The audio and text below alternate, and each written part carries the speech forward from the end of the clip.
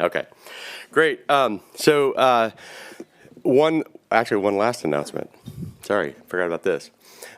These last two sessions I heard went really well in the other room. They went well in ours. I want to let people know, because we have a lot of teachers who are here, that the Chase Center, starting this summer and for the next 3 summers, is going to be having a series of teacher workshops that are going to be focused on the Declaration of Independence this summer, the Constitution next summer, and the Bill of Rights the summer after that. So visit our website. We're going to be posting the registration and the flyer sometime in the next few weeks. But if you're interested in extending some of this back into the period that we're examining here and a little bit before, then just be aware of those opportunities. Okay, now I think we're ready.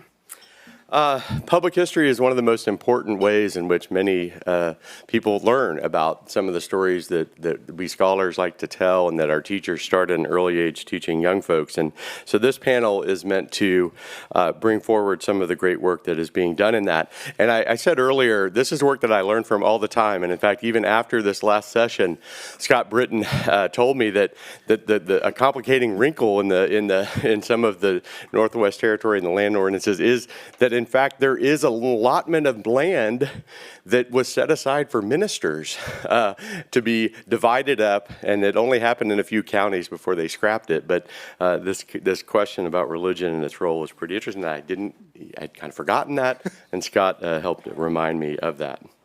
So let me introduce the speakers in alphabetical order. Scott, who I've already mentioned, is the Executive Director of the Castle Museum in Marietta and a member of the American 250 Ohio Northwest Ordinance Working Group. He's a frequent speaker on a plethora of topics related to the Revolutionary War, Civil War, and the multiracial history in southeastern Ohio. At the Castle, he conducts a wide variety of educational programs for students and adults. He also is a co-founder of the Civil War Roundtable, which I've presented at many times. It's a very welcoming and great group. And he is focusing on uncovering and presenting some of the compelling stories of the individuals who shaped that region of Ohio and the country more broadly.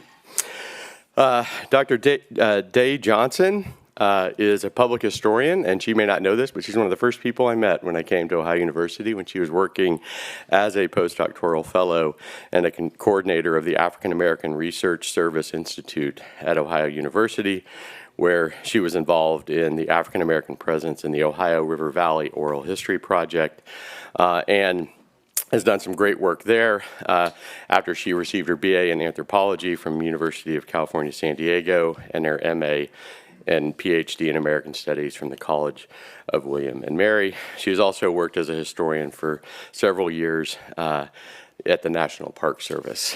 So thank you for joining us today. And then finally, Gleaves Wilson, who we heard from last night, has been the executive director of the Gerald Ford Presidential Foundation since 2020.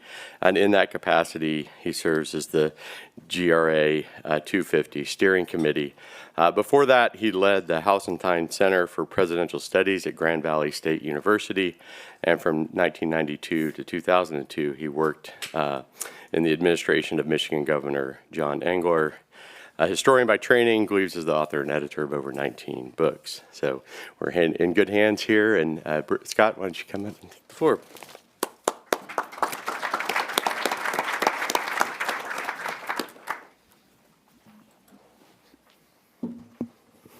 Thank you, Brian. Good afternoon, everyone. Because we have limited time here today, I'm going to just give one particular example of how we've tried to work with education of students and the general public, specifically about the Northwest Ordinance, by tying it to the American Revolution and to Marietta's founding of the Northwest Territory. And we do it through storytelling and hands-on activities at our nonprofit institution, the Castle Museum, right there in Marietta, Ohio. There we go. Pulitzer Prize-winning author and historian David McCullough wrote his final book called The Pioneers, the heroic story of the settlers who brought the American ideal west. I had the honor of giving him a tour, that's a picture here, along with several other tours of our historic mountain cemetery in 2016 when he was forming that book, where many of those early pioneers are buried. McCullough once stated in an interview about history, quote, it should not be about memorizing quotes or dates. You can look that stuff up in a book. History is human. History is about people.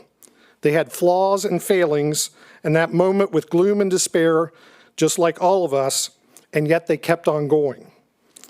Put yourself in their shoes and remember that none of them knew what was going to happen and how it was going to come out, any more than we know how it's going to come out in our own time, unquote. And that's something that I'd already been doing, telling stories and connecting our community for over 15 years at that point when I met him. And I think it's important for educators and public historians to do the same. So this afternoon, I'll discuss one of those examples of how I've done this to connect the stories of my community. And I think that's certainly applicable to you to connect them to yours as well. Each summer, my museum offers, that's the castle in the background, our museum offers history camps for students entering 3rd through 6th grades, as well as an all-ages history camp, a short plug, that's next weekend, if you want to come down and join us, that deals with various time periods in American history. Last summer, we focused on the American Revolution, and are going to do that next week, and the founding of the Northwest Territory starting there at Marietta. I had a lesson that became partly a reading exercise for those 3rd through 6th graders, for the students, and also a part critical thinking exercise by having the students put themselves in other people's shoes, if you will, as McCullough said, and it focused specifically on the Northwest Ordinance and the rights that were granted in that particular document. This session was not just about the first 48 pioneers that settled in Marietta to become the first permanent white settlement in the entire Northwest Territory, but it also connected to others whose descendants would eventually live there. And I began our sessions by informing the kids a little bit of the background in the Northwest Ordinance and some of the people involved in that. And I talked to them about the visit of Dr. Reverend Manessa Cutler, there in the top left, to the Confederation Congress as a representative of the Ohio Company of Associates to negotiate which specific ideals of the Ohio Company supporters that they believed in strongly should be included in the Northwest Ordinance. That exercise begins with the campers coming forward and choosing an image of a real historical character who would hypothetically talk to Cutler before his visit to Congress and talk about those issues that would be important to that character. So they would choose a photo from a whole wide variety of those with a detailed background on each one of them on the back. For example, the man in the center here, bottom center, is Colonel Ebenezer Sprout. He was a veteran of several battles of the Revolution, as well as Valley Forge, nicknamed the Big Buckeye, who the Lenape tribe, when he got off the boats there in Marietta, at 6'4", when they saw this huge man who grew as tall and straight as the Buckeye tree, they gave him the name Hetuck, which translates to the Big Buckeye, and some will claim that that is the origins of not only the state, but this institution. Whether that's true or not is up for interpretation.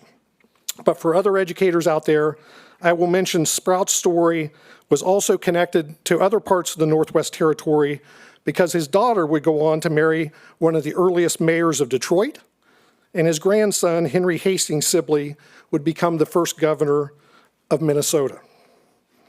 As the sheriff, he was the first sheriff of the Northwest Territory.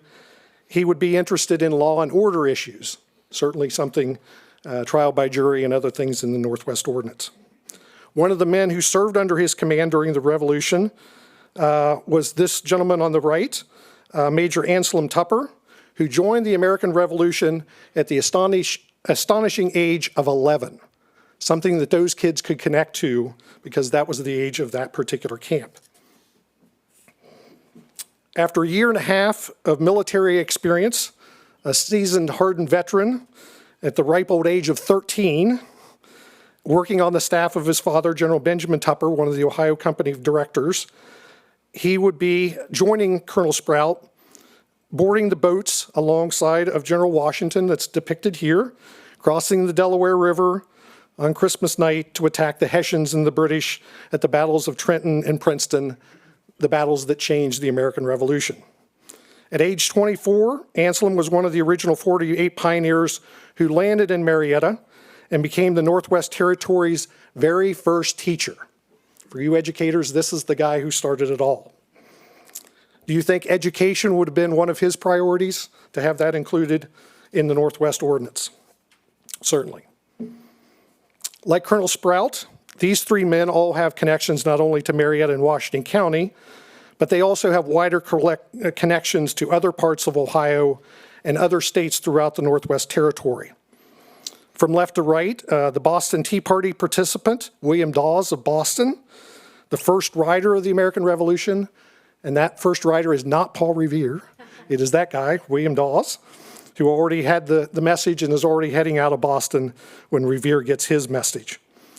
Dawes did not move to Ohio himself, but his descendants later lived in Marietta, Newark, Ohio, hence the Dawes Arboretum there that we collaborate with from time to time.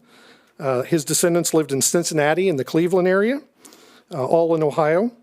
And then eventually, some of those descendants would live out in Evanston, Illinois. His great-great-grandson would be Vice President of the United States under Calvin Coolidge, Charles Gates Dawes. And in Mauston and Ripon, Wisconsin, there's all those Dawes families, early founders of those towns. At the bottom center, jumped the gun here. At the bottom center here is Major Benjamin Talmadge, a shareholder of the Ohio Company. Talmadge was George Washington's intelligence officer who organized the Culper spy ring that involved the uncovering of the plot of the British spy master Major John Andre, who was captured by 3 American soldiers by the names of Williams, Van Wert, and Paulding, the 3 counties up in northwestern Ohio, all connecting to that particular story. Major John Andre and his co-conspirator, Benedict Arnold, are involved in that particular plot. As you might guess, Talmadge is the namesake of the town up near Akron. And the top right is actually an image of Dr. Lincoln Goodale, for you Columbus folks. The first physician right here in Franklin County and the namesake of the nearby Columbus Park. His image is used here to represent his father's story, Major Nathan Goodale, one of the heroes at Saratoga and one of the founders of Belpre, Ohio, the second settlement in the Northwest Territory. Nathan Goodale would be captured during the Indian War and die in captivity up near Sandusky, Ohio, but his son, orphaned at a very young age, would eventually move up here to Columbus. Again, it's about finding those connections to your area and to my area with these local stories. That's what makes history come alive. The other choices that I had amongst a whole variety of them that they randomly could choose, they walk up and grab these individual papers based on the pictures. The other choices of these real historical characters include the stories of these 3 individuals who did not have the same backgrounds as many of those other ones and life experiences that the congressman and Reverend Cutler that they would be arguing to include to go to Congress and argue their plight. They did not have the same political power as some of those others. How would they convince them that their issues mattered too? We discussed the story of Private Basilio Norman, a free multiracial man who fought at Cowpens and other battles in the South during the Revolution with a Maryland unit. By the way, the image that you see here is not of Basilio Norman because there's no known image of him, but instead is another man who had connections to Marietta, and his name was John Stewart. He became the very first Methodist missionary in the United States, from right here in Ohio and right from Marietta, working on an Indian reservation, the Wyandotte Indian Reservation up near Sandusky. Again, no known images of Basilio Norman, but it was an opportunity for us to introduce that particular story along with Basilio Norman's story. In the bottom center is Revolutionary War nurse Mary Bird Lake. She and her husband served as nurses in the hospitals at Fishkill, New York, with Mary being specifically cited by George Washington himself for her tender care of the men. a very religious man, very religious woman, Mary would found the very first Sunday school for youth in the entire Northwest Territory at the campus Marcia Stockade, where Aaron works every day, there in Marietta. Would religious freedoms, something she was very keenly aware of, and also women's rights issues be her priority? Certainly. And finally, in the top right, a 17-year-old future Shawnee leader, Tecumseh, a name the kids would all recognize. The Shawnee had originally intended to stay neutral during the Revolution, but would eventually side with the British during the war. Would the new settlers that come to the Ohio country steal their land? What protection was there for Tecumseh, the Shawnee, and other tribes that were already inhabiting the Northwest Territory lands prior to that? How you treat those with little or no political power really ties to that part of the ordinance, the education provision that says religion, morality, and knowledge. All of those things can be tied into that particular concept for the kids. What rights and issues would these campers think was most important based on the life experiences of those individual chosen characters? Was it no slavery in the Northwest Territory? Religious freedom, trial by jury of your peers, women's rights to inherit property, something that's groundbreaking that John discussed very briefly. The sons would only do, the eldest son would only inherit. Now you have not only the daughters inheriting along with the rest of the family, but the widow as well. She can have a life estate there. Also, the encouragement of education through schools and colleges. Native American rights, of course. Well, the American independence and the laws of the new Northwest Ordinance were putting groundbreaking ideals into that document to hopefully better the lives of future generations. And I'll finish with this, as I do with almost all of my public presentations, with this particular slide and this particular motto. Located about 4 blocks from me at the Castle Museum, where I work, the Marietta's Oak Grove Cemetery that was started during the Civil War contains the graves of 25 of the earliest pioneers of the entire Northwest Territory that were reinterred there in the 1870s.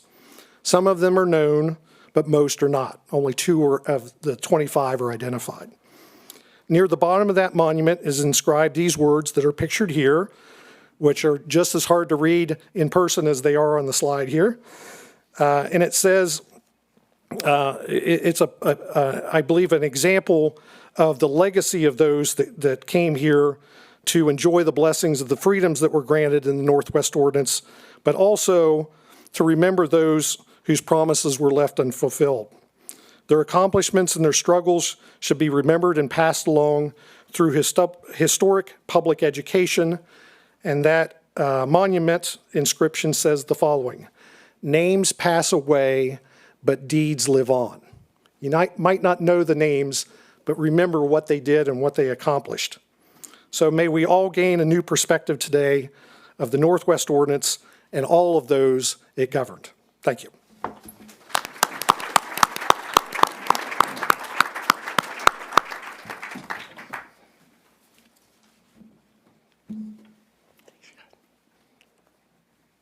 So good afternoon. Good afternoon. So I just have to do this little ethics disclaimer. Today I'm not representing who you heard I work for. I'm here in my own capacity. My remarks are largely rooted in my experiences researching communities of color in the Old Northwest Territory, primarily southeastern Ohio, while working for the African American Research and Service Institute at Ohio University.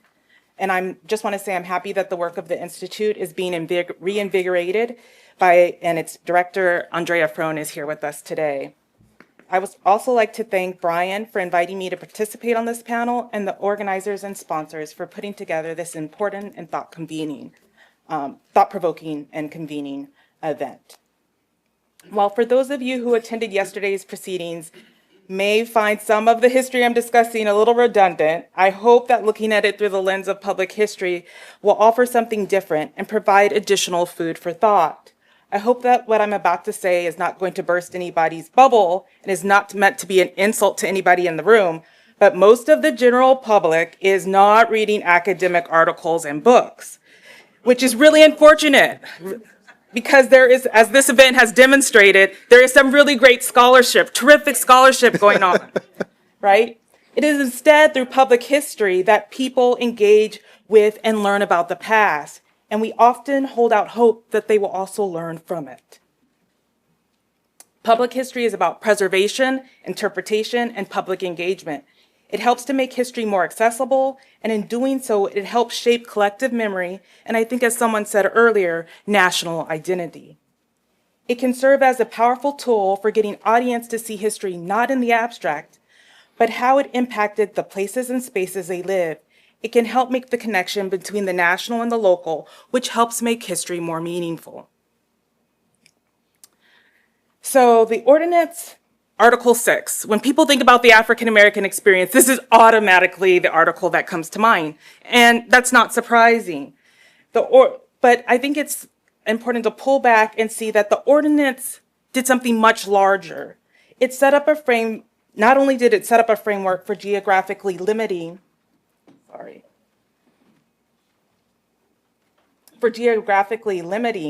the expansion of slavery, it more largely proposed a framework for freedom, individual rights, and a sharing governance, setting important expectations for African Americans in the region.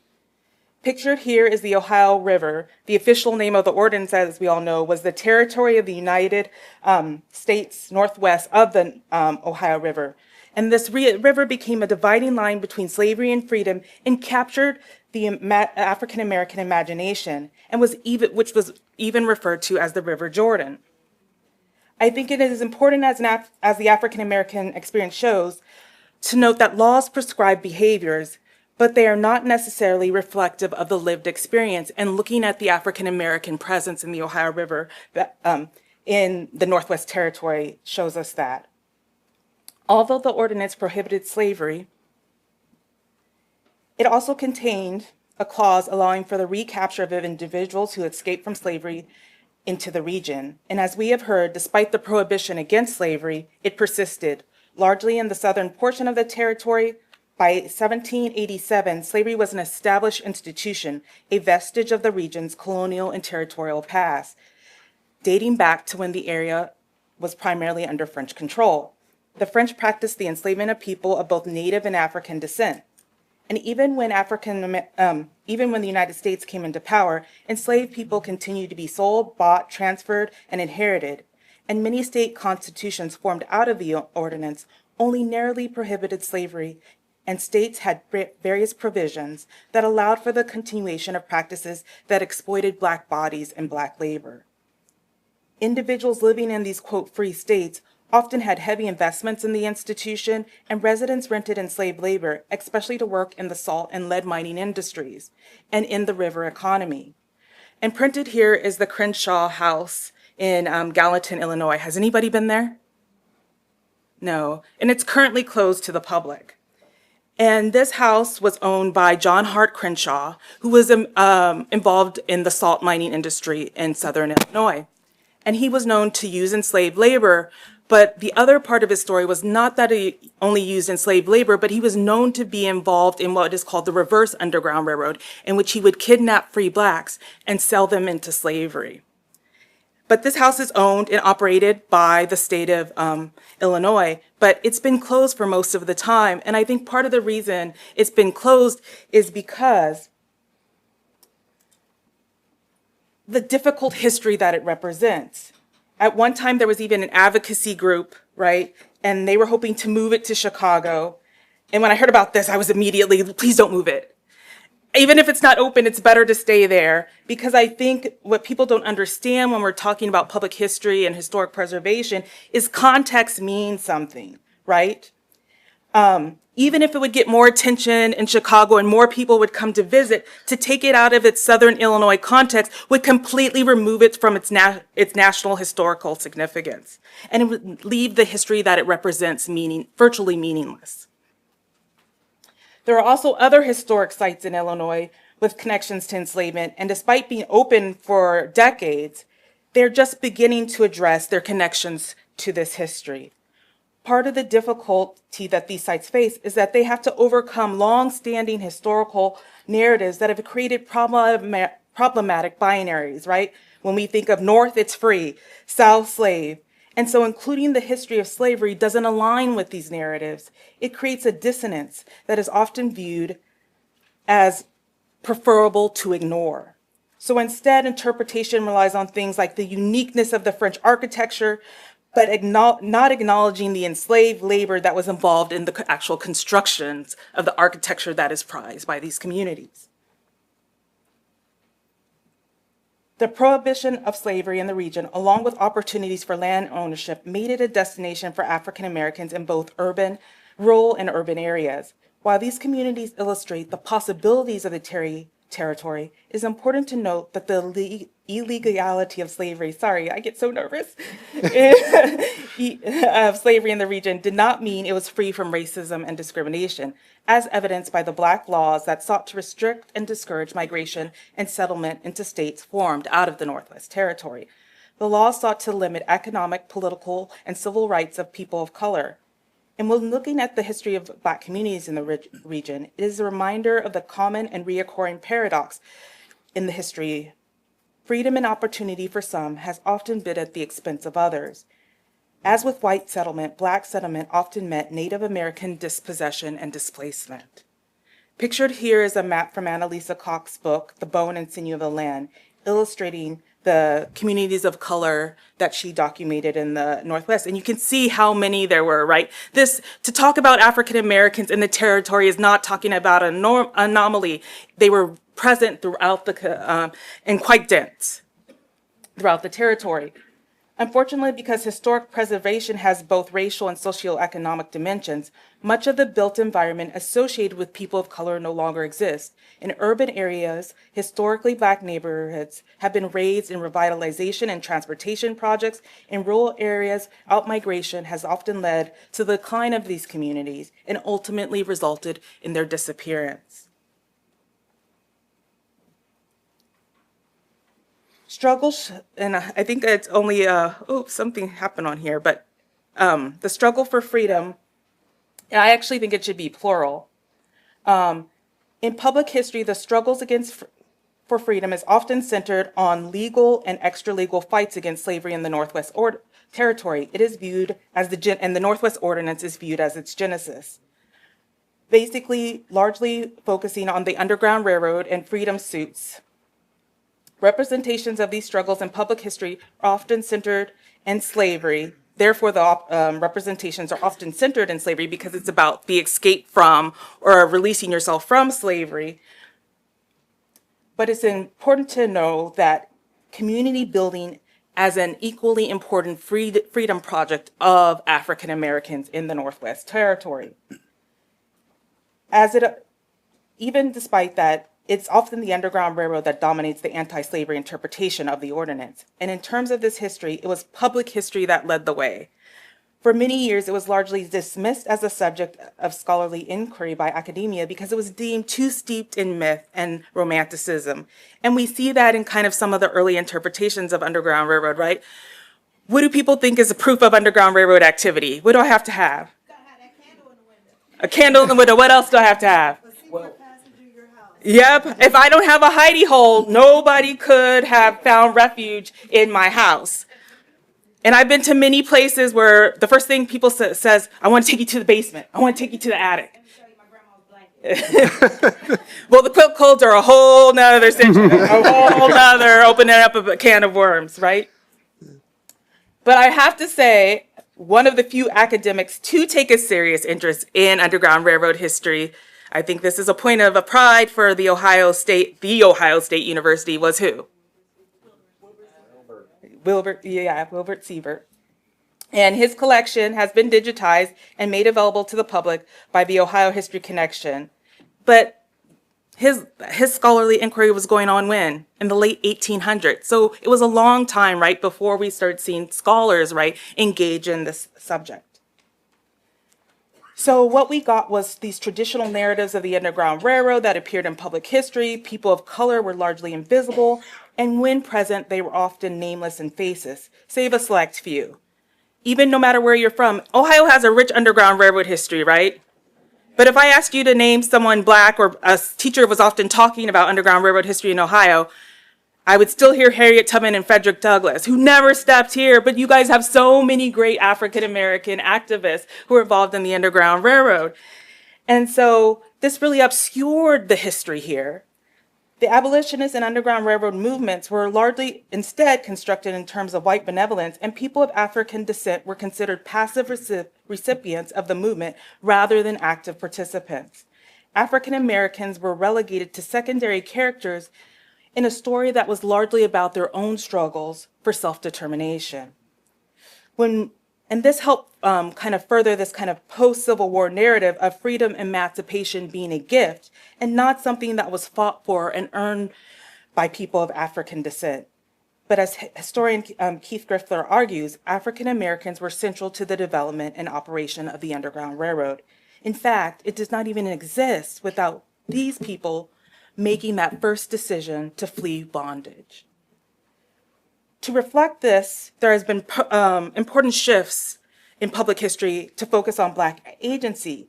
However, it is important to note that this shift isn't to discount white participation, nor does it negate the brutality, oppressiveness, and inequities of these systems of domination, but is a testament to the resilience of the human spirit.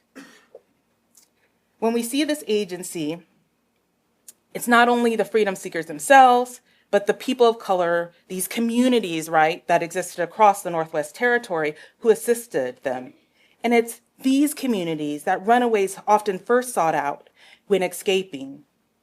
And these were people who of African descent who were born free or had achieved their own freedom through legal or extra legal means. And this was their way of resisting the institution. They realized that as long as the majority of people of African descent were held in bondage, their own freedom was precarious, and as such, they actively assisted others in securing their freedom and welcomed them into their communities. The participation of these communities was even documented by white Underground Railroad operatives. Levi Coffin, known as the president of the Underground Railroad, in his reminiscences, while dismissive of African American efforts to effectively conduct Underground Railroad activities, recorded that freedom seekers often relied on members of their own race for assistance.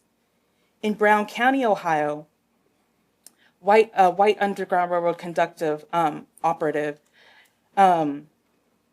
which Brown County is located, I think most Ohio people know, so right across the river from Kentucky. He noted that freedom seekers would, quote, locate the camps. The camps that he was referring to were two settlements, often referred to the Gist settlements, that were established beginning in 1819 by individuals emancipated in Virginia and settled in Ohio by the will of their enslaver. According to this operative, after locating these communities, the freedom seekers were transported to other locations. Quote, the colored people thought them safer among whites than with themselves, for the slave hunters would be more apt to use violence on them than on whites. This was because prohibitions against search and seizure, right, which are kind of enshrined in kind of the things that we think of our basic rights that we're entitled to as citizens, were often ignored when it came to Black people.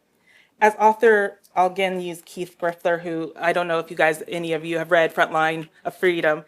Great book, important to read, but he quotes, they were subject to any and all impositions. Search, seizure, assault, murder, all could be and were perpetrated against African Americans without fear of legal repercussions, end quote. However, despite the risk and dangers, some free Black communities were not shy about their activism, especially after the passage of the 1850 Fugitive Slave Law. They viewed this law as an egregious affront to their freedom. The law not only facilitated the return of escaped enslaved people to slavery, But the law, also referred to as the kidnapping law, led to a rise of free African Americans or free people of color being enslaved, as I talked about, like with Crenshaw and the Reverse Underground Railroad. I think it's important that we think about the Underground Railroad or the Northwest Ordinance beyond slavery. While the anti-slavery impulses of the ordinance dominate public history interpretation and discussions of the ordinance's relevance to people of color, it is important to note that anti-slavery was just one component of their larger freedom project of self-determination, self-sufficiency, self-defense, and self-governance. And I also think it's important to not only look at Article 6, but Article 3, which establishes education as a bedrock of civic participation, because that was also salient to these communities. One of the stories that the Lett family tells, who had a settlement in Muskingum County, which was land that is now part of the wilds, they said that they used their racial ambiguity to actually attend public schools. And when their racial identity was found out, they didn't blindly just go, okay, we'll withdraw our kids from school. When they were pushed, they actually sued. And they got the county basically to fund a school for African Americans or colored people. I think I just want to say in closing, and I hope to be able to share more with you different kind of public history manifestations that happened. But I just want to say just a few things. Despite the current challenges, it's imperative that public history rises to the moment. And so I'll leave you with three things. While I'm not against it, to present the history to the public, it is not necessarily to find or establish new historic sites, museums, or cultural institutions, but instead to find ways to connect this history to our existing institutions. We also need to make sure that the existing sites are well supported, right? And that's a big issue. I also think that we need to remember that commemorations have often provided moments to intervene and broaden existing historical narratives to be more inclusive. This is nothing new. It was during the sesquicentennial of the country that Carter G. Woodson established Negro History Week, and it was 50 years later when President Ford declared it a month. So being more inclusive in the history we preserve and interpret actually allows us to share a more meaningful and accurate history with the public. The inclusion of diverse voices and viewpoints is critical to a real understanding of the past. This inclusivity is not simply about race, but things like age, gender, religion, disability. And when we present this inclusivity, it is not simply about being present, but how these people are present that matters. Thank you.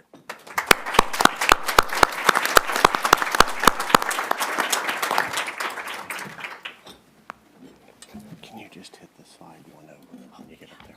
No, you're okay.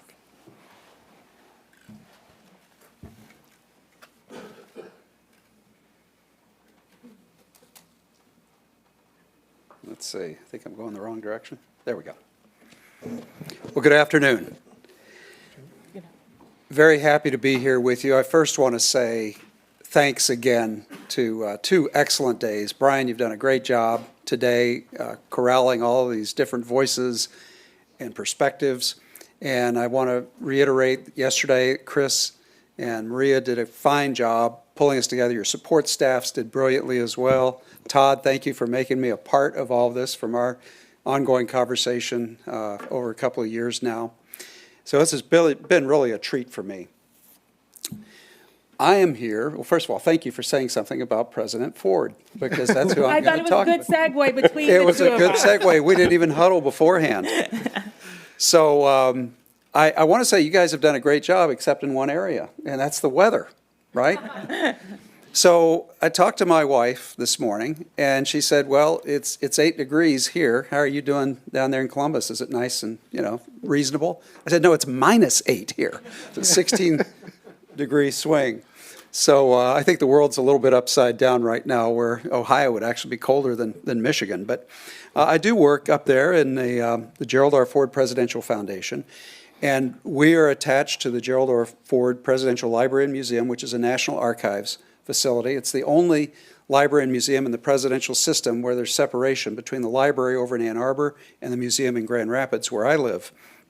And so that presents its own interesting dynamic, because you tend to have scholars over in Ann Arbor and you tend to have the public in Grand Rapids. So I deal with a lot of people that come to the museum and want to either sort of satisfy their curiosity, who is this guy, Gerald Ford, or to express great appreciation for some of the things that he did. I get all kinds of people come in, and sometimes I'll lead the tours. I've got a wonderful staff, and we have docents who do that, but I like to lead the tours also, just to keep my finger on the pulse of what people are thinking nowadays. I mean, it's an important thing to do, especially in this particular era. People have strong opinions about all sorts of things. But I like to start out with a little riddle, if I might. It's a riddle I present to the 5 and 6 and 7-year-olds who come in. This is meant no disrespect to you all. But who was a king before he was president? The silence is deafening. Come on, who was a king before he was president? Gerald Ford, because his biological father was Leslie Lynch King. And he was a homicidal maniac who threatened to kill the baby and his mother, Dorothy, during the first week of Gerald Ford's life in 1913. Thank goodness the biography gets much better after that. He leaves Omaha, Nebraska, and comes to Grand Rapids. But I tell that story because we make assumptions about people. It's one of the first things I tell people. A lot of people who come to the museum and say, what really, a lot of the younger people in particular, why would I want to learn about Gerald Ford? A stuffy president, kind of a sort of a real moderate, soft-spoken guy. And that story gets people's attention right away. And then I tell them a few other things that gets their attention. I'm going to tell you a couple of things today that are going to link to the Northwest Ordinance. Now, how do I know about Gerald Ford and the Northwest Ordinance? Because I was very fortunate. Gerald Ford's my source material. In 2005, long before I worked at the foundation, I had the opportunity of being the last person to interview seriatim President Ford over 3 days. There was one, Tom DeFrank actually got the last interview, but I was the last to have a series of interviews with President Ford. I mean, somebody had to go to Vail, Colorado to get these interviews, right? But during the course of those interviews, I asked him a whole lot of things that I thought that historians, biographers had overlooked or had not given enough emphasis to. And because I had worked in the Engler administration and we had to speak about the Northwest Ordinance to the public, I thought that in Ford's biography there was a neglect of the relationship between him and the Northwest Ordinance. So I asked him on day 2 of our interviews, I said, tell me, is the Northwest Ordinance in your radar? I mean, do you talk about it? Did you talk about it much informally? He did not. But he said, I was exposed to it formally 3 times. And so the teachers in the room will appreciate this. He was exposed to it at South High School in Grand Rapids, Michigan. And then he was exposed to it at the University of Michigan. He was an econ major, but his minor, for all practical purposes, or co-major, was history. He took a lot of history courses. And then he was exposed to it a 3rd time at Yale Law School, where he picked up his law degree. And so I said, well, what kind of impression did it make on you? I mean, did it shape your career in any way? He said, not directly. He said, I don't even recall citing the Northwest Ordinance, quoting it anywhere. But I was very aware as a child growing up in the Midwest that there was a civic culture, a civil culture, a decent culture, a respectful culture that I really appreciated. And when he got to Congress and got to interact with people from other regions of the country, he just said it made him love the Midwest all the more, love his home state, the Wolverine State, sorry, but that's what he called it. And he was just so grateful for his upbringing.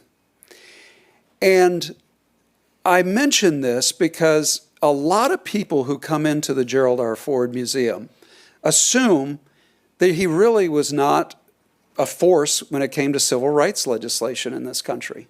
It's surprising. They assume because he's a white Republican and a fairly conservative guy, that would not have been much in force in his life. But if you go back to the congressional record and you actually look at the documentation, this Republican from Grand Rapids, Michigan, voted for the Civil Rights Act of 1957, which was groundbreaking after Reconstruction. voted for the 24th Amendment in 1962, which was groundbreaking because it got rid of the federal polling tax, voted for the 64 Civil Rights Act, voted for the 1965 Voting Rights Act, and in 1968 led the charge, with Lyndon Johnson as president at that time, for fair housing. That was a very important act as well. And Carla Hills, who's a dear friend of ours at the foundation, talks at great length about how Nixon and Ford had talked to each other about that act and its formation. And Ford totally supported and voted for it. So that's in the legislation, and it was mentioned. Yes, he also made Black History Month a month and not a week or a day. And he did not do this as a Band-Aid treatment. And I'm going to tell you two stories to show you why. One of them is a Buckeye story that you all will appreciate. But the first one starts at the University of Michigan. And it's to the eternal shame of us Wolverines in the University of Michigan that in 1934, University of Michigan, this isn't to our shame, but I'll get to that point, had just won 2 national championships on the gridiron. 1932 and 1933. It goes into the 1934 season as the reigning national champion. And they have a black player on the team named Willis Ward in the 34 season. They're going to play 8 games. One of the teams that's going to come up to Ann Arbor, to the Big House, is Georgia Tech, a segregationist school at that time. And the Georgia Tech people basically said to the Michigan people, you will forfeit that game if you suit up Willis Ward and he plays on the team when we come up to Ann Arbor to play. Gerald Ford found out about that, and we have an exhibit on it, and it's all documented. And there's a play about it called The Black and the Blue. Gerald Ford was absolutely indignant. He was, first of all, close friends with Willis Ward. They roomed together on the road games. Second, Willis Ward was a wonderful human being from Gerald Ford's point of view because he gave so much of himself to the team. He was a selfless player, a courageous player, and he just thought the indignity of having the threat of a forfeit if he suited up was just beyond the pale. So first he goes to Coach Chrysler and he says, Coach, are you really going to stand for this? I mean, what's the team's position on this? What's the administration's position? And the coach said, well, we want to play the game, and so Willis won't be suiting up. Ford was indignant. He protested. He let his teammates, they called a gathering of the team, and he said, I'm not going to stand for this. We could do a boycott of this game. This is 1934, and let me just say, I'm the youngest of 3 kids. I have an older brother and sister, about 10 years older than I am. So they were part of a lot of the 60s movements. I always say to audiences, when I have a little bit older folks who remember the 60s really well and participated in the demonstrations, let me just say, in the 1960s, it was a kind of cool thing for families like mine, for kids in college, to go south and protest and that kind of thing, go through the marches and join our black brothers and sisters in Selma and Birmingham and so forth. There was no such public recognition in 1934. It wasn't a cool thing on the campus of the University of Michigan in 1934 to stand up for Willis Ward. It wasn't a cool thing. It was a character thing. Something in Gerald Ford's character made him stand up for Willis Ward in unflinching terms. In fact, not only did he go to his coach and protest, he went to the president of the university and he said, why are we accepting these terms to play a football game? It's just not right. So the resolution to this story is that Willis Ward, again, a very selfless individual, he said, it's important that the team play the game. I'll sit out. I'll listen to it on the radio. It's fine, Jerry. Stand down. He said, just go hit them hard. And that's basically what happened. So here's the national championship twice, national champion team twice. They would not win a game in the 1934 season except against Georgia Tech. And we shut them out and we stomped on them. And it was a good moment, a bad moment for the University of Michigan, even though they got a victory out of it. Very bad moment. in our history and a good moment for Jerry Ford. Now, I think that this is one of the most powerful stories we tell. It doesn't matter what race you are, it doesn't matter what your ethnic background is. People come in, and after I tell them about the story of his homicidal father, the Willis Ward story, they are captured. There's something special in this individual, this soft-spoken Midwesterner who had core values. And when I talked to President Ford about this, where this came from with the Northwest Ordinance, he wasn't citing, Article 1, Article 6, Article 3. No, he wasn't citing it, but he was describing the civic culture of the Northwest Ordinance that made decency and respect and moderation and regard for the other a primary part of his formation. He got that reinforced, he told me, in his school, in his church, in the Boy Scouts, Eagle Scouts. Again and again, that was reinforced. Michigan, the University of Michigan, was the first time that really challenged his assumptions, and not the way you want a university to challenge one's assumptions. Now, I know we're running low on time, so I'm going to give you one more story about Ford. And again, this goes back to the decency, and this ties into the Buckeye State. It was one of Ford's favorite stories. So everybody in this room who's associated with The Ohio State University knows who Jesse Owens was. He wins 4 gold medals right under Hitler's nose in the 36 Olympics. And it turns out that Jerry Ford knew who Owens was, even from the time of the 1930s, because Willis Ward used to come to Columbus and compete against him in Big Ten track and field and that sort of thing. And Willis Ward was the Wolverines' best player, so he was the one that was the only hope who could, actually beat Jesse Owens in a tournament. He never did. Jesse Owens beat Willis Ward each time. But after the Olympic team went back to the United States and President Roosevelt invited the team to Washington, D.C., there was one man who was not invited on the Olympic team, and that was Jesse Owens. And Ford was aware of this. All these guys stayed in touch with each other. Ford was aware of this, and once again, this is like triggering. This goes back to Willis Ward. How could President Franklin Roosevelt exclude such a stand-up athlete, a great human being, who did the United States proud in the Berlin Olympics right under Hitler's nose? So President Ford decided in 1976 to correct a historic wrong. And he called his friend, Jesse Owens, and he said, I want you to come to Washington, and this time you're going to come into the Oval Office, and I'm going to give you the Presidential Medal of Freedom. And that's what he did, to close the loop on that. Gerald Ford's one of my heroes. I think he was just an amazing guy. And what is it that makes people, really great human beings? I would never argue, and I never do argue in front of anybody, even his own family that we work closely with, that Gerald Ford was a great president. I would never argue that. But he was a great man, and that's even better. Thank you.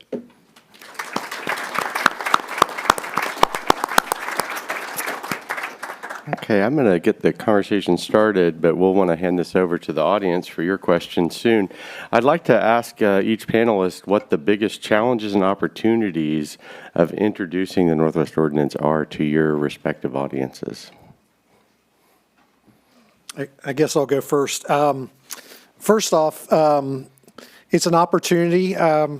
Living down in Marietta, there are boat groups that come in. We get about 15 boat visits up and down the Ohio River every year. We have people coming in from all over. And all of those that are not from our general region, when we give them cemetery tours at Mountain Cemetery, I always talk about the Northwest Ordinance and how extraordinary it was, and no one has ever heard of it. But when I talk about specifically, the no slavery provisions, the Native American portion that was not fulfilled, but also the origins of some of the Bill of Rights, the trial by jury, habeas corpus, all of these other things. I look at it not as a challenge, but I think as an opportunity to tell people, go home and read it. It was originally 2 pages. Now, if you print it out, it's 5. Go home and read those groundbreaking, aspirational ideals that were put forth. And I think you'll determine for yourself how extraordinary it was. And they all, without a doubt, always ask, why were we never taught this? And I think that's the challenge and the opportunity that we have, particularly with the America 250 push this year, to kick that off and continue it all the way up to do the 250 for the Northwest Ordinance as well. I don't really, thanks. I don't really present to the public, so it's kind of, I'll say what I think the challenge is in general. I think relevance, right? I think a lot of time people have a hard time of understanding history because they don't see the relevance in their own lives or how it connects to, if it was in the 18th century, how does it connect to me in the 21st century?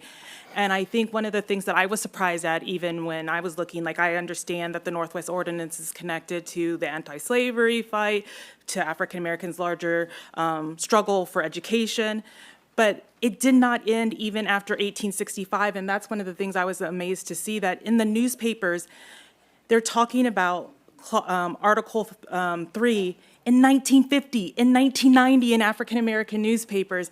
And I think it shows, like, it appeared in a newspaper in Mississippi, Mound Bayou, Mississippi. And I don't know if any of you know about Mound Bayou, Mississippi, but it was an all-black town created during Reconstruction by descendants of Andrew Jackson's brother, who gave them some old plantation land. And in the front page of their paper in 1950, the article just appears. No context, nothing else. And I thought, wow, that's a profound statement just to put that on the paper in 1950s Mississippi. They're making a statement without saying anything. And I think that relevance to kind of ongoing struggles for public education. If you look at newspapers, they're talking about it in 1993 as they're seeking education reform. So I think finding ways to make it relevant and people to understand that it's connected to present day struggles and it's still informing present day struggles is a challenge, but also a really good opportunity. You want to add? How many of you were here last night? Or let me put it the other way, how many were not? And so this is, okay, bear with me because I'm going to repeat something I said last night. Will the chair accept? Okay. So one of the privileges of being at the Ford is that if I want a document from the National Archives, I can request it. We're going to get the Northwest Ordinance from the National Archives and have it first in Ann Arbor at the Ford Library, and then in Grand Rapids at the Ford Museum. And so I've already prepared sort of, what are my talking points going to be? And since it's America 250 and I'm on that steering committee for A250, I thought, how do I link the Declaration, the Constitution, and the Northwest Ordinance? Bear with me, those of you who heard this last night. But it is a lot of fun, because I came up with a little formula. How do you get across the American Revolution and founding in 3 sentences? I mean, and that captures people's attention because they think, okay, good, Gleaves isn't going to give us one of his 2-hour boring lectures. So that little formula has worked out very well. I field tested it, little beta tests with a number of audiences. But basically, what I say is that the Declaration gives you the why of the American founding and revolution, because people felt that their rights, their natural rights that we all possess equally, were not being respected, honored, observed, protected. So that's the first thing. And then you move from there to the second sentence I use, which is the preamble of the Constitution. And the Constitution tells you if you have a new sense of who the human person is and that they possess in equality these natural rights, what is the suitable form of government for such an anthropology? And that's where you have the purposes of government, the 6 purposes in the preamble, before it gets to the structure of the checks and balances and so forth. And then the Northwest Ordinance. This is my way of sneaking in the Northwest Ordinance, because no one's going to guess that the third document, the third sentence, is going to be Article 3 of the Northwest Ordinance. So, their Bill of Rights, I mean, they're floundering, they're trying to guess what that is. And then I recite, religion, morality, and knowledge being necessary to good government and the happiness of mankind. Schools and the means of education shall forever be encouraged. Because that Article 3 answers the question of how you sustain a republic. After the first sentence tells you why we revolted, and Article 2 tell you what a new republic based on that new perception of our anthropology is going to set up and look like, but how do you sustain it? And so I have found that audiences are really interested in that because that's a question in our minds today. I think it's been the question in the minds of every generation of Americans, maybe since World War II, when there have been existential threats to our existence. And the Civil War, but when there was an existential threat to the Union as being conjured and legally proclaimed. So I find that that little formula, feel free to use it in your own teaching. It's been a lot of fun. What I appreciate about what all of you have said is that if you take Gleaves' formula and then you add to it what Day has said about how even as those ideals, the absolute centrality of those ideas. Without those ideas, what are the struggles that would happen amongst African Americans and others afterwards, many of whom seize on those very ideals as part of that struggle. So, right, it's like that three-step process you laid out. And as you just alluded to, it's not that all of a sudden, once that's there, utopia has arrived. There is no such thing. It takes that constant kind of invocation and pursuit of the achievement of those ideals, which are central to a lot of the stories that you and Scott both mentioned. So, can I just ask one last? Actually, I'm not going to ask any more questions. Let's turn this over to the audience, and we've got one here, Jasmine. Just put your hand up and try to keep it up so I can find.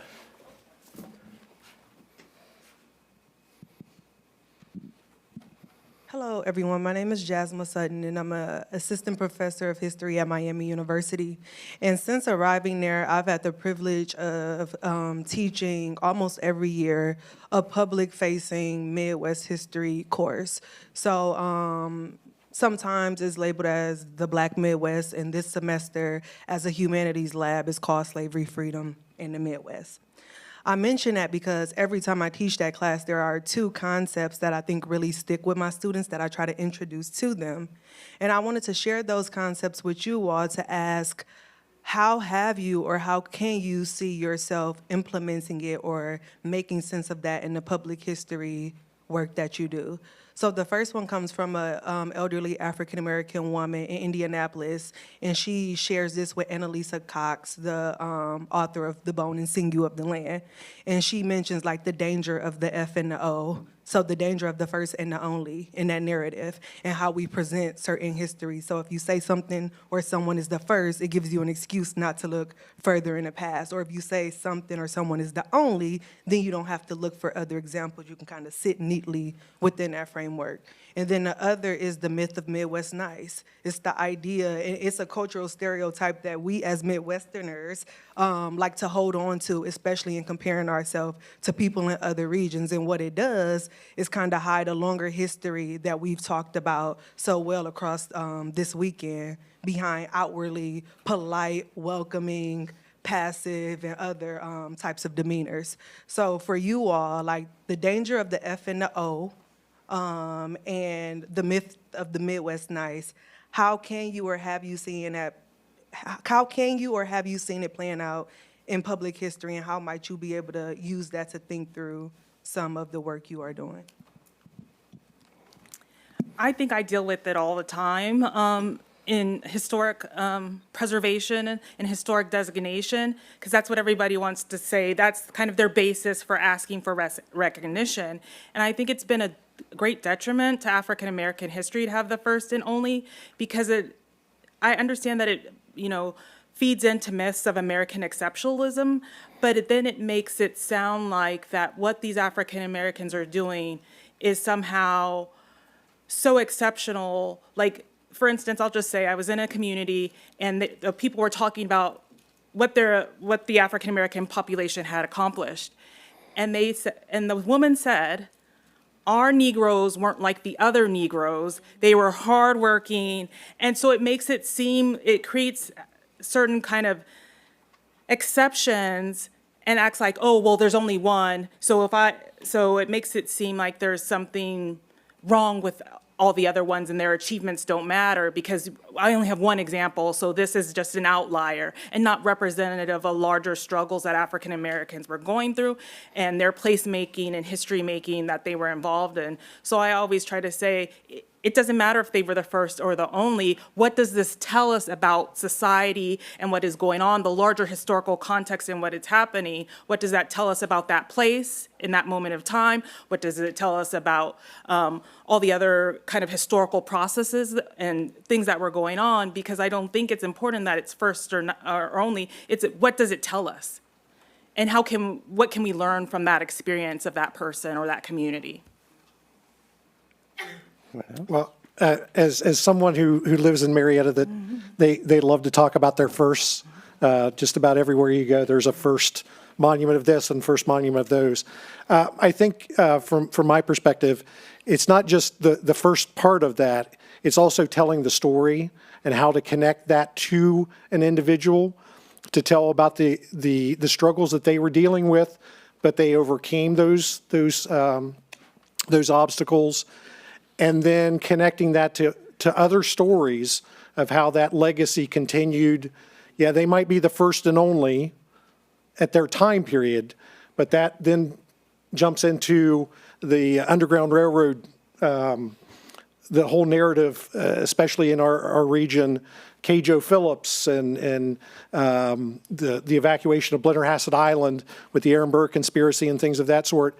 He is now going across the river into Waterford and now being someone who has that connection to Virginia, now West Virginia, and being a conduit, working with others, Jane, we don't even know her last name, over in Parkersburg, as part of this network to make sure that there aren't any plantations over in what's now West Virginia that can sustain themselves financially.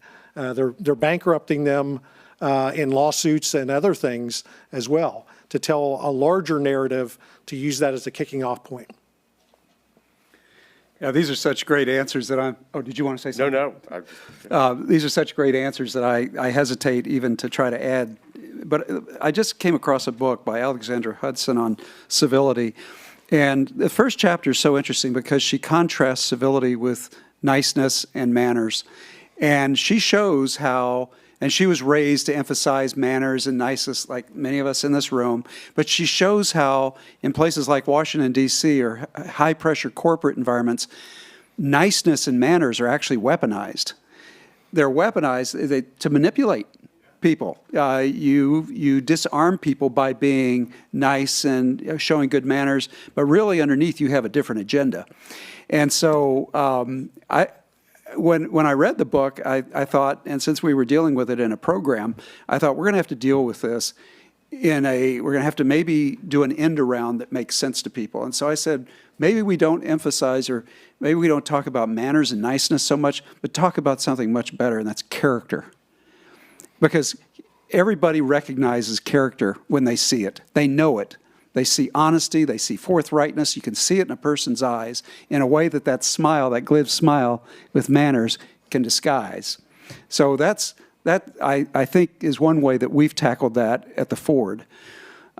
With regard to the precedents, I think President Ford in his whole life offers a great example of somebody who struggles with these issues and would alienate people with his votes in Congress and have people threaten, well, we're not going to support you. But he made career choices ever since he was at the University of Michigan, and he did not back down. I cannot find one way he backed down. Character. He was nice, but that didn't matter. It was character. Hello. I think a lot of us in here who work with students or work in public history really see ourselves sometimes as middlemen between the academic research and the people. We want them to learn. And we know that it's more, as we've talked about today, it's less about the facts and more about the stories and the context, and that a lot of times, those problematic binaries that we want people to to talk more about history. But we also want them to feel safe. So we want to have our public history spaces, our classrooms, our museums to be a place where anybody with any background can feel safe asking a question and learning about something. And I'm finding that for a lot of the visitors to our museum, they're coming and they're asking a little bit more complex questions because they've been doing their genealogy. This access to genealogical information has given them that path, like Scott was talking about, like you were talking about, that direct path to somebody so they can talk more about that complex situation and they feel more comfortable asking questions because they feel like it's part of them. I don't know if you can speak to that at all, or maybe to some methodology or programming that maybe we can use to leverage that a little bit to have those uncomfortable conversations in an easier manner for the public. Yeah, I think the genealogy and the connections, the family connections are an important part of that. And again, digging into those stories for those in education, not only in Ohio, but all over the Northwest Territory. Again, digging into the sources in your local communities and things of that sort to find those genealogical connections. Because when you start digging into it, there's a lot of connections to a lot of those different pieces and their individual stories, the difficult stories of their upbringing, coming from broken homes or things of that sort. You can find all of these different pieces and parts of people in today's society that can connect to those people that were, setting new standards on the frontier out here in the Northwest Territory. I think just making the connect, again, my whole part of the presentation is all about making connections with people and finding those little threads and little pieces of yarn to put all the dots and connect them on with the little push pins. This person is connected to that person, or our county is named after this particular person that did this particular deed. Again, it's all about connecting the stories and the individuals themselves. I think I'll approach your question from a different way, because you said genealogy is making people feel more comfortable because now they can see themselves. And I think that's what we lack. We need people to see themselves in the stories we represent. And that's not only for the people who are coming, but the people who are not coming. So how do we create a safer space for everyone? And I think it's making sure that they can see themselves in the stories that we tell. And I think that's kind of how I see that, safe space. And I think we also have to give permission. It's okay to be uncomfortable with being uncomfortable, being comfortable with being uncomfortable. And I think we don't do that enough. And I think, there's all sorts of, I'm not an interpreter, but I work with them. And I think, there's all sorts of methods to engage in different dialogues. So I encourage you to look into those. But I think, there's, audience-centered interpretation and those kinds of methods that are helping. But I think it's how do we get people to see themselves in the stories we tell, no matter what their background is, where they come from? They need to see themselves in those stories. I have not mentioned Betty Ford. She's a rock star. And this is going to be very indirect. I wish I had more professional, direct experience to answer your question, but let me answer it a little bit indirectly by pointing to Betty Ford. First of all, let me point to the Ford's marriage. Marriages are tough. Let's face it. I think most of us who are married realize that we make mistakes, there are issues, and every night you go to bed and examination of conscience, and you think, are you pointing at a married couple? No, I'm lining up the next question. I've got to line up the next question. You just keep going. So Betty Ford was much more liberal than her husband. And one of the great stories that we like to tell is when President Ford was getting ready for the 1976 to run. And so everybody's trying to get all the pieces together, run against Governor Carter. And Betty Ford, remember who she was. She had had breast cancer, had a radical mastectomy, and talked about it on 60 Minutes and in Newsweek and in Time. And people don't say the word breast in public. Well, she did. And furthermore, she chastised the entire medical community around women's health by saying, women, from now on, Make sure the doctor talks to you. You're not the little lady. Instead of running and talking to your husband first about the diagnosis. So she was the pioneer in that. And I always ask audiences, how many women's lives did she change or even save because of her courage? She did not want to be first lady. She didn't like politics. She had gotten Jerry to admit that, yes, they needed to retire, go back to Grand Rapids. But darn it, Nixon got him to be vice president, and you know the rest of the story. So she was thrust into that role against her will. And she said, well, I don't like this job, but I'm going to use the platform I have. So the breast cancer was one, really making forward progress on women's health. And that has changed the dynamic in our work. The second thing she did was with families who've gone through addictions.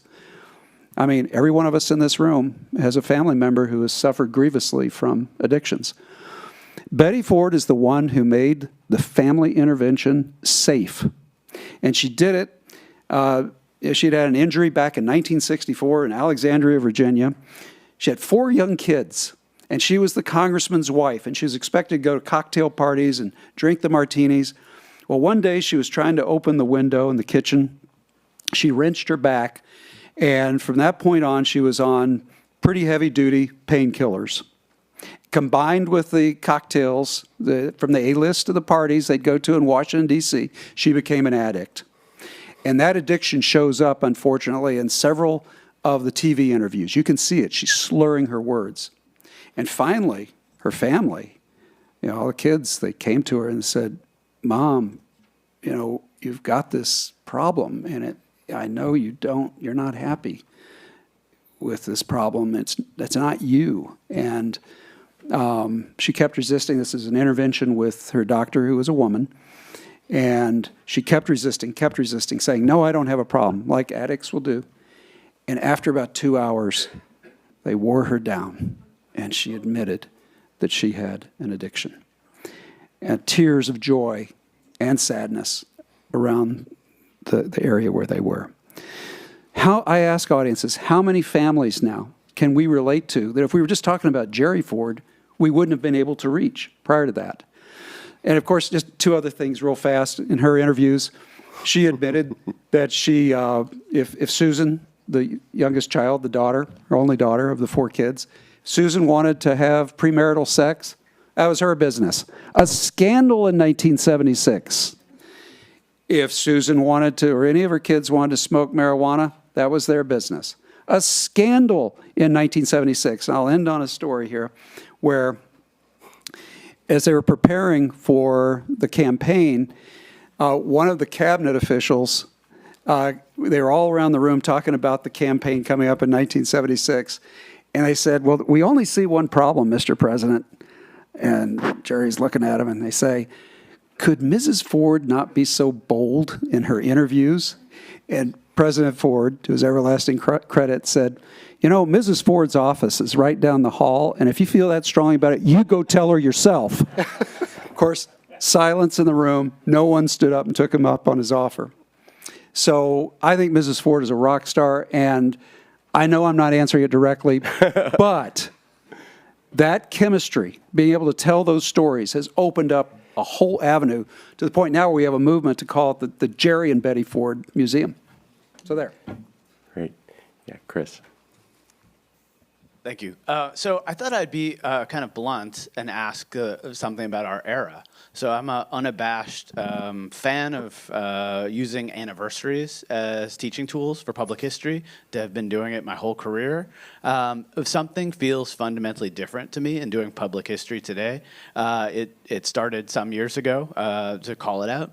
So, one of the things I've been struggling with is helping put together OSU's 250th activities and working with the commission and all their great activities, is how many people are afraid of teaching public history in the classroom, in communities, across the board. So I'm curious, to talk a little bit with you all about how you think about the sort of opportunities and the perils, the promise and the perils of this moment, and also maybe there's some strategies about ways to do this better or worse. And one of the things I've found, just anecdotally, I'm curious to know what you all think about, if we're thinking here together, a public history of the Northwest Ordinance, right? The Northwest Ordinance as a foundational document is inherently political. And the stuff we've been talking about can sound very negative. Oh, you're talking about slavery, the messy complications of not living up to promises with indigenous people, or all of the other stuff we've got here, the land speculators, the avaricious greed going on. Just pick your example, all of which are even more fraught today, right? So how do we do that well, effectively, tell that history, and get people excited about it? Will they even come to our museums? Will they come to our events? How do we do that work? Thank you. Well, I'll start off by saying and inviting everyone here. On July the 13th, we do this every year down in Marietta. We always celebrate the passage of the Northwest Ordinance.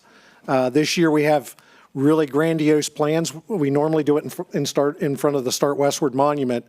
We have secured Don Drum Stadium, where Marietta College football plays, a much larger venue, and inviting some folks in that we hope, and again, it's all going to be about the legacy. Each year we talk about a specific part of the Northwest Ordinance to get it out there, and it's a smaller event. But because we're talking about legacy and it's the 250, to talk about wider issues, not just how things were in the past, but bringing modern day perspectives into that. We can't announce anything right now, but we've got some plans to bring in some modern day interpretations of people dealing with issues on the peripheral of that whole thing. I definitely think we're in a moment. I don't think that can be denied. I think what we have to figure out is how to stay authentic in this moment and not make history the casualty, in public history, the casualty. And even with kind of this emphasis on kind of celebratory narratives, I think we go back to the history and look at commemorations that happened right after these events, and we see what those orations were talking about, right? African Americans are celebrating the Jubilee of Freedom, and they're celebrating the Northwest Territory. And if you look at the one that was done in Columbus by Benjamin Arnett, right? It's very laudatory, very laudatory. But he still is able to be critical of what's going on and say, but this thing was great. And I think even though that's questionable, right? And I think even in looking at that, I think we have to say, admitting our failures is not a bad thing. And we have to be okay with failing. And I think that's a good human nature lesson to learn. And I think that we also have to think about that when I'm thinking about, the ordinances and their, even Article 3, that the second portion that we know failed, right? But I think it's still, I was so kind of curious about why they paired the thing about good education, education with respecting Native American rights. And I thought, I've been thinking about it and I'm still dealing with it. And I think that was a profound coupling, because it was basically saying that part of good citizenship is respecting the rights of others, and who could not be, compelled by that combination. And I think that's something that would have stood out to African Americans even at the time, because it was saying that even people who are being othered can have this expectation that their rights be respected. And I think those are all kinds of things that anybody can grapple with. And even in admitting that there were serious failures of the documents, to see what they generated can be quite powerful, even in the midst of their omissions or their kind of the way in which they continued various forms of oppression, the ways in which they inspired the people that read them and people to take claim of documents that were never intended for them, I think is very powerful. Well, that's another really good question, and I think it's not even a truism, but it's just a tendency. The farther we get removed from an event, the less heat, because people don't have sort of the visceral, although I was raised in Texas, and believe me, the Civil War, you would have thought it had just ended yesterday. And so it depends on the topic, I guess. But again, I think, human beings, I've mentioned anthropology last night and again today. What are we as human beings? We are a real messy mix. Sometimes we can pursue the better angels of our nature, but a lot of times we don't. And I think it's the wheat and the tares. You've got to tell the story of, the wheat, the good things, the nourishing things that we do, and then the noxious weeds that are part of our personalities, our institutions, and our civic habits. You've got to deal with both forthrightly. So honesty, truth, Morality. Morality, that's morality the big and part of reality. that, Reality the and connection morality. between Yeah. So I liked your all's answers to that, and I totally agree. My brief response is that I remember Ed Ayers saying you can never bend the past for a specific present purpose. You just have to be balanced in what it is that you share. Well, yeah. So I've had a couple of issues that have been concerning me over the whole conference, and I want to raise an issue and try to get feedback, because I have a point of view, okay, and I'll describe the point of view. If you want to know more about my group, the National Security Decision-Making Game, nsdm.org, so you can find out how we do this and why. But when we run events for the public, we talk about four things. We talk about the 4 C's. We talk about culture, circumstance, choice, and consequence. And what I've been thinking about through this whole conference is how we mix the toolkit to reach people who are not informed. Because what I've heard you talk about is how stereotypes are a problem and simplification is a problem, but simplification also gives us a hook.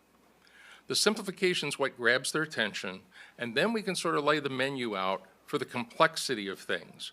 Because history's not written, it's made by people who are making decisions for all kinds of reasons, many of which are economic, and they combine that with their aspirations, which is, I think, what we see with the Northwest Ordinance.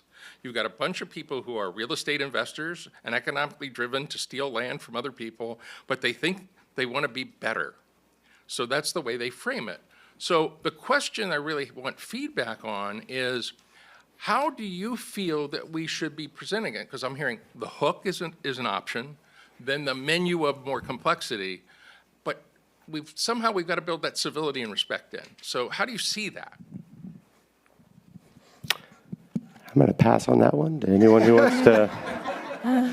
Well, the quote that I gave with McCullough talking about, the triumphs and the failures of people, that we are human. I mean, the document is written by humans with all their frailties, their aspirations, their great aspirations of trying to be moral, trying to be decent, trying to treat others as they aspire to have them treated, and the reality of what actually happens, the failures of the human part of that.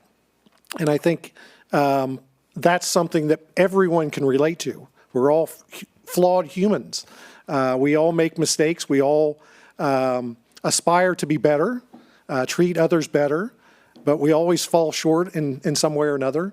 And I think that in itself is a hook to point out not only the triumphs, but also the failures and some of the reasons behind the failures, because it does draw them to that story, because they can connect to their own struggles as just regular human beings, regular Americans, and the long history that we've had, the great triumphs and the great failures of our societies and our documents to live up to those aspirations. Oh, going in order. We don't have to. I don't think the hook and delving into complexities are incompatible with each other. I think you can use the hook as a way to draw people in and then expose them to the complexities.